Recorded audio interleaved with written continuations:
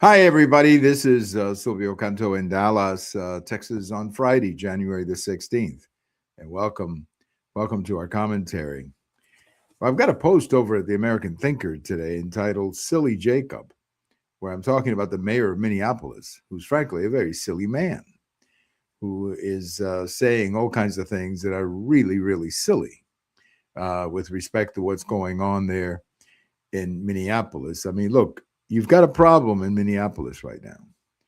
And that problem is that the city is encouraging, and certainly some of the leaders, not just the mayor, but unfortunately even the governor, although he's now lowering the volume, he says he's encouraging people to tone it down, which, that's a better language. But but clearly the mayor of Minneapolis has said a lot of things that are just frankly silly with respect to what's going on there. I mean, what's going on in Minneapolis is very simple. They don't cooperate with ICE. And in doing so, they're putting the state and some of the local officials in violation of federal law. It's not that complicated. They could fix this thing fairly easily.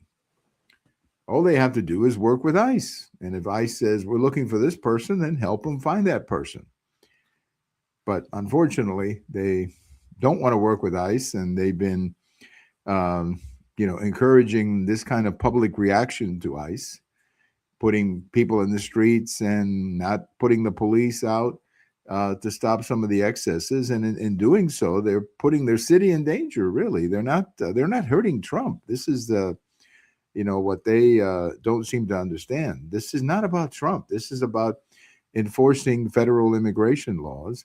And the city of Minneapolis has decided somehow that they don't have to live by the federal law. I mean, which is pretty silly when you think about it. I mean, we live in a union of 50 states, and what unites the 50 states is federal law. And federal law, of course, is supported by the Constitution, and immigration is a federal matter. It's as simple as that. So hopefully this is all going to settle down a little bit. Hopefully this is all people are going to come down to their senses a little bit, and we can let ICE do their job, and we can all kind of get back to running a city. And instead of constantly arguing with Trump on TV, just get back to running a city, because that's what you were elected to do. And it's interesting because the mayor is now setting, and I saw this in the internet, I guess in the last hour or so. The mayor is basically saying that I guess they don't have enough police, that they're having a hard time recruiting police.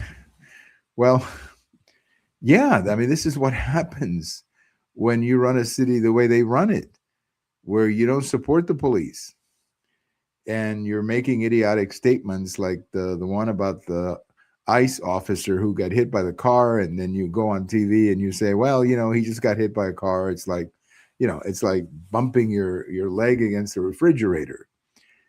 Well, apparently not, because this officer was being treated for potential internal injury. So, I call him Silly Jacob, and unfortunately, that's what he is. That's what he is. And I'm just hoping that the good people of Minnesota will realize what they're doing to their state. Remember, Minnesota is not as Democrat as you would think it is. In the last 3 presidential elections in 2016, Trump came within a point of winning Minnesota. Now, in 2020, he did lose by a lot. But in 2022, the governor Walz didn't exactly sweep his reelection. And in 2024, Kamala Harris, despite having the governor on the ticket, only won the state by a little bit less than 5 points. And if you look at the electoral map of Minnesota, that's not a blue state. There's a lot of red in that state. So I'm hoping that everybody kind of comes to their senses and realizes that what ICE is trying to do is get people out of your city who are people who shouldn't be in your city, in some cases shouldn't be in the country, and let them do their job and get back to running a city, which is what they are supposed to be doing, to say the least. Now, one of the things, of course, that has been talked about is the Insurrection Act. I didn't realize that it has been used that many times. And the Insurrection Act, I believe it's a combination of statutes referred to as the Insurrection Act. But it was used by President Kennedy, by President Eisenhower. More recently, here, it was used by the first President Bush in LA when they had the Rodney King riots. And he sent, I guess he federalized the National Guard. I think that's how he did it. And he took over, a lot of the situation in LA because there was total chaos out there, outbreaks of chaos and disorder. And so he did it. So, President Trump has all the authority to do it. I'm hoping he doesn't have to, because as I said before, I'm hoping that the local leadership understands, and especially the governor, how silly they look to most of us. But you never know. You never know. But they've encouraged they've encouraged a lot of activities against ICE, encouraging people to go out and block traffic, and at times even physically attacked ICE. And that's not good. That's not good for Minneapolis. It's not good for anybody, but especially not for Minneapolis. Well, I've got a post coming out Saturday morning. I'm switching a little bit here to baseball, but not in the sense of, of how the game is played, but more the finances of baseball. You may have heard that the LA Dodgers, they won the last two World Series. They have just signed Kyle Tucker, who was one of the premier free agents, and they signed him for 4 years, $260 million or $240 million. That's about $60 million a year to play baseball. I don't misunderstand. I don't have a problem with Major League Baseball players making as much money as they can get. If I was a ball player, I'd do the same thing. So I'm not knocking the players here. The problem is the financial structure of baseball has got to be reviewed. Now, there's a lot of owners who are threatening to shut down the entire 2027 season, simply saying, we're not going to continue to operate like this. And believe me, it's not all the owner's fault either. I don't want to make this, I don't want to say that the owners are the good guys and the players are the bad guys. That's not really what this is. What we have here is maybe about 5 or 6 owners. The Mets, the Dodgers for sure, the Red Sox, the Cubs, maybe a couple of others, who've decided that they want to win no matter how much it costs. The problem is that there's like 25 other teams, particularly in smaller markets, Milwaukee, Minnesota, Kansas City,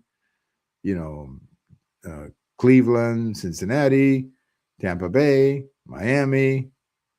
These are not markets where you can spend the kind of money that they're spending in LA or New York or whatever. And the net result is that I think you're creating a situation in Major League Baseball where you don't have 30 teams that can compete on an even basis. And you have to have that. Again, I'm not trying to take money away from anybody. I'm not faulting Kyle Tucker for signing that contract. Somebody offered it to him. He didn't put a gun on anybody's head and said, pay me this money. It's all voluntary. He signed it and they offered it to him. But I do think that something has to be done to protect some of the smaller markets, or otherwise what's going to happen is, I can tell you what's going to happen. Number one, they're going to shut down the 2027 season. The owners, or a group of owners, they've got a majority vote to do it. Okay, because there's, probably 25 owners who are furious about this. So they got the votes to do it. So either they're going to shut down the season, or you're going to see perhaps downsizing in Major League Baseball. And what I mean by that is, instead of having 30 teams, maybe you'll shoot it down to 24. And you might even have some regional teams that come about, where, for example, instead of having 2 teams in Chicago, maybe they'll have one. Instead of having, let's say, one team in Seattle, maybe that Seattle team will associate with another team and they split home games or whatever. But the bottom line is that you cannot have finances like this anymore in Major League Baseball. You cannot have a situation where the LA Dodgers are just buying the top players. It simply doesn't make any sense. It doesn't make sense for the fans. It also doesn't make sense for the ticket prices, which are becoming another factor too. So if I was the players union, or if I'm a member of the players union, I would get together with the other players and say, hey guys, we got to save this game. And we got to save this game from these owners who are going nuts because they want to win the World Series for their ego or whatever. Remember, some of these owners are very wealthy men who could care less how much money they lose, but they want that big trophy. And they're doing it, I think, at the expense of the health of the game, the financial health of the game. And I just think it has to stop. It has to stop, or otherwise, baseball is not going to be like we grew up. It might not even look like today's game. That's how drastic I think this is going to be. Well, just a quick thing here about history. On this day in history, 1979, the Shah of Iran left Iran. And it's kind of interesting because we're talking now, of course, about what's going to happen in Iran. And I happen to think that something is going to happen, but it's not necessarily going to happen at, anybody's timetable. I think Trump has a timetable in mind. He's got an idea of what he wants to do. It could be 2 weeks. It could be tomorrow. I mean, you never know. But he is, I think at the moment, as I see the situation, I think he's putting forces together. And I think he's lining up all his military assets, because if they do act, it's going to be a massive hit. In other words, you cannot attack and have the regime survive. That's what I think has to be the objective. You've got to cut the head of the snake. So it's going to have to be a very massive attack, but there's going to have to be something in place to replace the regime. You can't just have chaos either. So it's a complicated decision. So it may take a few more weeks, but again, it could be tomorrow. But I do think Trump has an idea of what he wants to do, but only he will make that call, obviously in conjunction with some of his closest advisors. But I do believe that the regime days are counted. It's just like Cuba. Their days are counted. It's just a matter of time, whether it's 1 week, 2 weeks, 2 months. At this point, we don't know, but their days are counted. They simply cannot go on like this anymore. So, as I say, it could happen this weekend. You could have a massive attack on Iran this weekend, but it could also be 2 months from now. But I do think Trump has an objective here, and that is to eliminate the regime rather than simply, bomb a nuclear facility or bomb a port or military facility. I think we're beyond that. And that's why it has to take time and it has to be done just exactly right. Well, have a great weekend, everybody. This is Silvio Canto in Dallas, and we'll talk to you later. Bye-bye, everybody.